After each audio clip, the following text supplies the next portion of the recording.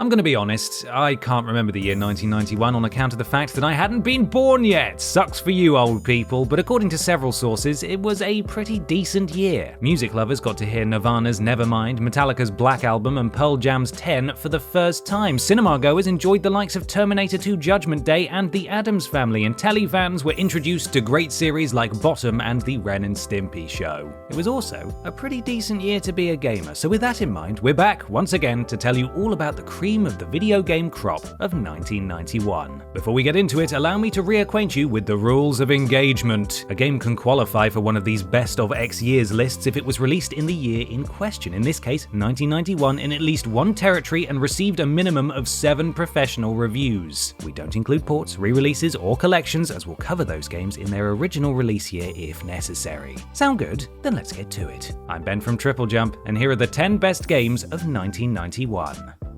Number 10. Super Castlevania 4, 82.06%.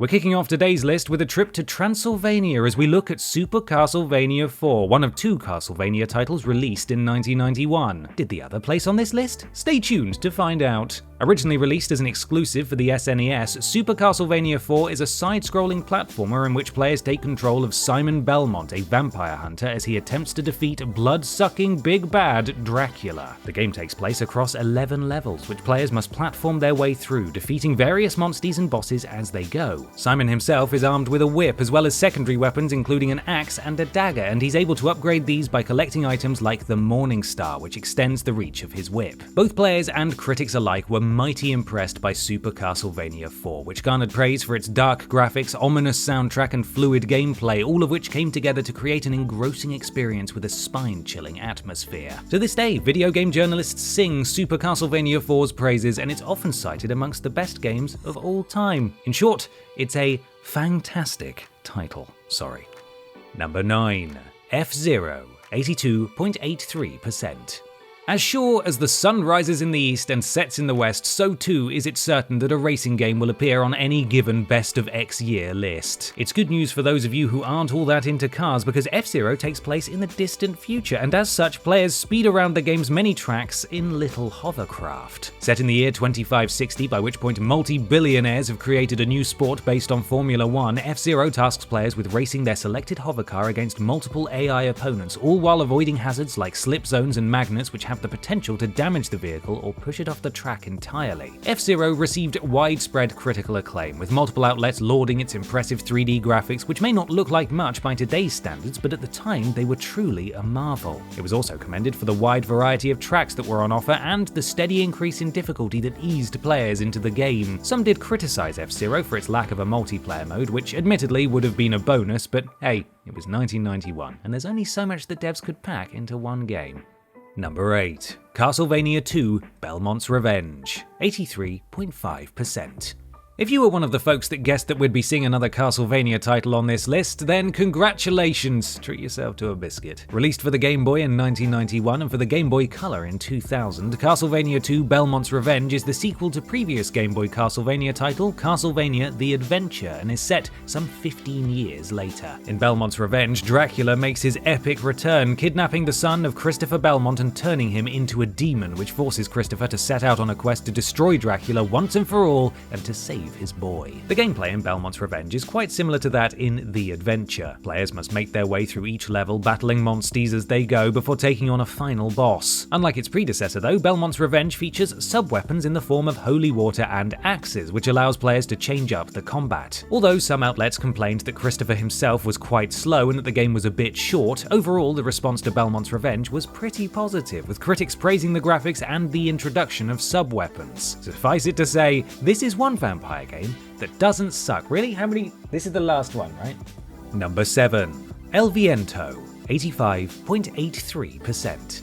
Full transparency here, until it came to researching this list, our writer had never heard of El Viento, though that's probably due to the fact that its UK release was cancelled for unknown reasons, so the Mega Drive title never actually made it to good old Blighty. Still, it doesn't stop from being a great game just because we Brits never got to experience it for ourselves, so on the list it goes. The story in El Viento focuses on young Peruvian sorceress Annette Maya and her attempts to prevent cult leader Henry, Enchantress Rustiana, and Al Capone, yes, really, from awakening the ancient, malevolent god Hastur, a creature that features in H.P. Lovecraft's Cthulhu mythos. Gameplay-wise, players can expect plenty of platforming, and as Annette makes her way through each of the levels, they'll be faced with a variety of enemies that they must fight off using her bladed boomerangs and magic spells. Although El Viento did wind up garnering a high review score, critics' opinions on the game were divided. Some enjoyed its fast-paced gameplay, whilst others felt that the level design was a little iffy. Still, its high-octane action was clearly enough to impress a good number of critics, and as such, it gets to enjoy a spot on today's list.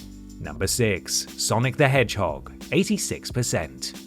Originally released across the world in June and July of 1991, Sonic the Hedgehog is the platformer that birthed a sensational franchise that includes dozens of video games, a multi-million-dollar film series, and numerous TV shows. The game sees the titular blue spiky boy setting out on a quest to free his animal pals from the clutches of the evil Dr. Robotnik and prevent the dastardly Doc from getting his slimy hands on the Chaos Emeralds. The heart of the gameplay is Sonic's ability to run at super speeds, which he uses to get through levels that include loops, slopes, springs, bottomless pits, and much, much more. In addition, each zone is littered with unique enemies and obstacles that Sonic must either overcome or avoid if he has any hopes of getting his mitts on those Chaos Emeralds before the bad doctor can. Sonic the Hedgehog was a success in every sense of the word, garnering heaps of praise from critics for everything from its graphics to its gameplay, and selling over 1 million copies by Christmas 1991. Even today, over 30 years since its original release, Sonic the Hedgehog stands up, and there's little wonder that it's always in conversation for one of the greatest games ever made.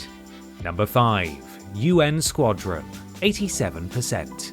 SNES side-scrolling shooter UN Squadron originally made its debut in arcades in 1989, but didn't find its way onto home consoles until 1991. Released in Japan under the name Area 88 and based on the manga series of the same name, UN Squadron follows 3 mercenary pilots, Shin, Mickey, and Greg, as they attempt to put a stop to a terrorist group known as Project 4. The gameplay is of the standard side-scrolling shooter variety, though unlike its contemporaries, players have a single energy bar rather than multiple lives, which is consumed every time they receive damage. Once it hits 0, it's game over. As the game progresses, players earn money from destroying enemies, which can be spent in the shop on weapon upgrades, defenses, and even brand new planes. Like its arcade counterpart, the home console version of UN Squadron went down a treat with both critics and players. Reviews called out the superb graphics, wide variety of levels, added option to purchase new aircraft, the use of power-ups, and the overall atmosphere as reasons why every fan of shoot-'em-ups should own a copy of the game. UN Squadron? More like UN Squad run to your nearest game store and buy this immediately.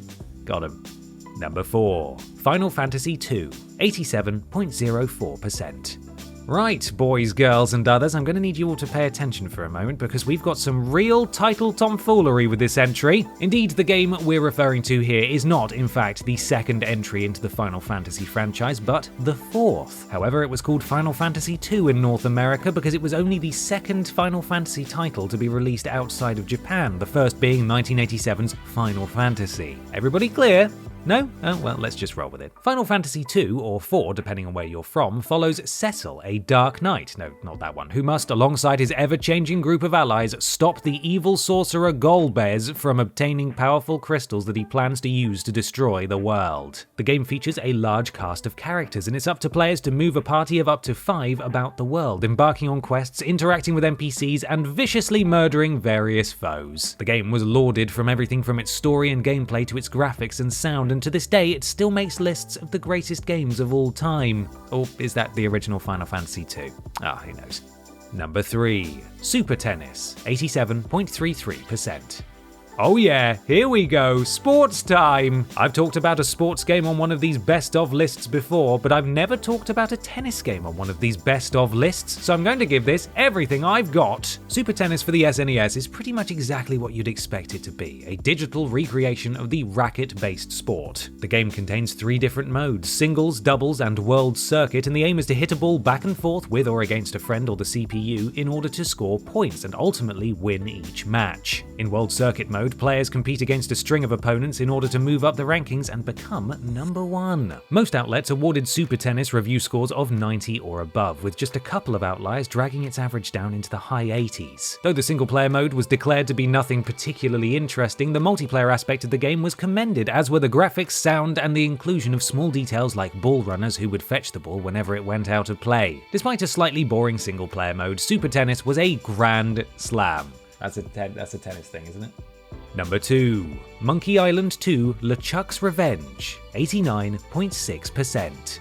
It wouldn't be an early 90s best-of list without some point-and-click fun, now would it? Developed and published by LucasArts, Monkey Island 2 LeChuck's Revenge is the second title in the Monkey Island series and the follow-up to 1990's The Secret of Monkey Island. The game sees returning protagonist Guybrush Threepwood searching for the treasure of Big Whoop, but not everything goes to plan as he finds that his nemesis LeChuck has been resurrected into a zombie and is now out for revenge. LeChuck's Revenge runs on the Scum engine and as such plays like many of LucasArts' other point-and-click adventure titles. Players must explore a series of locations, speak to NPCs, and use items they find in order to solve puzzles and progress the plot. Unlike many other adventure games of the time, however, LeChuck's Revenge offers players a choice when it comes to puzzle difficulty, so even if you're not very good with brain teasers, you can still join in the fun. The game went down incredibly well with critics, with reviews calling out the difficulty options, sound, graphics, puzzles, and sense of humor as reasons why the game was so good.